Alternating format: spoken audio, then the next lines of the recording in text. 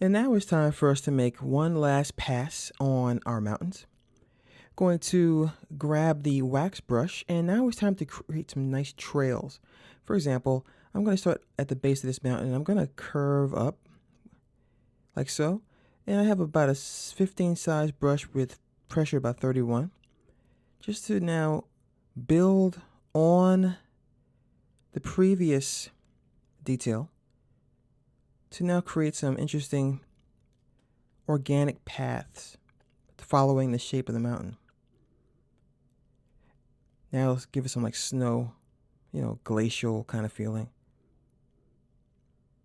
As you see that before, by just building all that rough detail, we can then now create the shape we want. Just building up. And I'm going to go ahead and hold down the control key after I reduce the size a little bit, just to carve out some nice detail.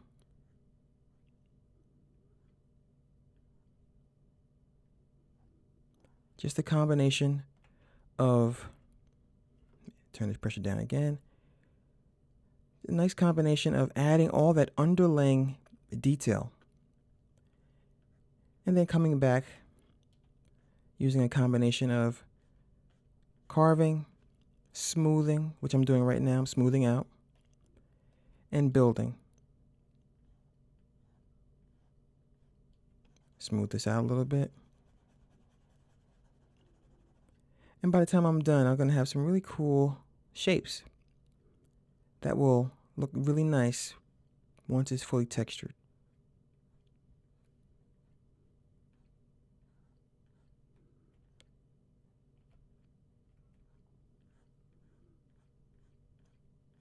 Almost like snow that's been skied on. And yes, I have gone skiing one time, unsuccessfully, in New Hampshire. Oh, the story I could tell you about that one. I actually went down the mountain on my neck because I fell. And that's the first time I ever did it, and I was terrified, and I slid all the way down the mountain by my head. And the little kids laughed as they went by without even ski poles, looking at the full-grown man sliding down an entire mountain head first. True story. And no, I'm not doing that again. I'm like a hobbit. I'm not built for adventures. So,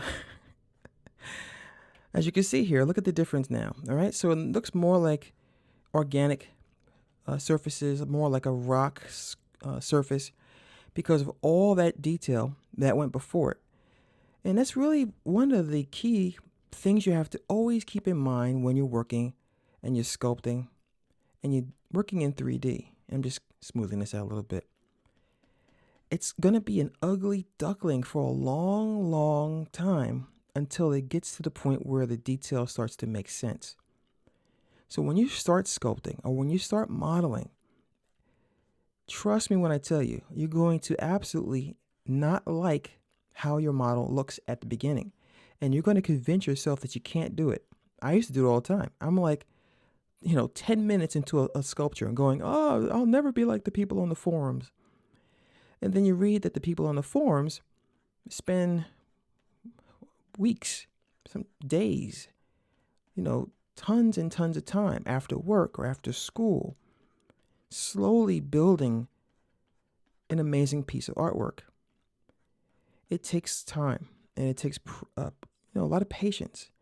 And don't expect your model to look anything like what's in your head for a while. Because sometimes, and most of the time, especially in my case, I have an idea, but you don't always have the method of attack, as it were.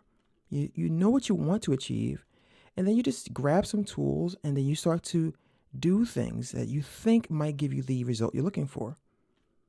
And then if that doesn't happen, you try another tool, and you just keep piling on until it makes sense, until it works. And I'm going to keep working on this, and I hope you guys do too. But also know when to stop, when you think you've gone far enough. Now I'm going to go back to my sculpting workflow, and I'm going to actually try an experiment here with the pinch. And it might not look good, and if it doesn't, I just undo.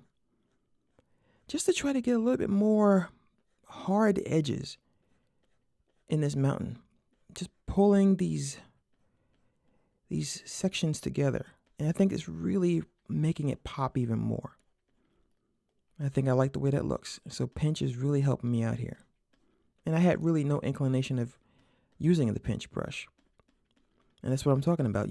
As you're working, you're going to start formulating ideas that I think I'll try this, or maybe this will work, So just have fun and just relax and enjoy. Get a nice beverage, a nice healthy snack, and just enjoy the process of it. And it will make sense in the long run.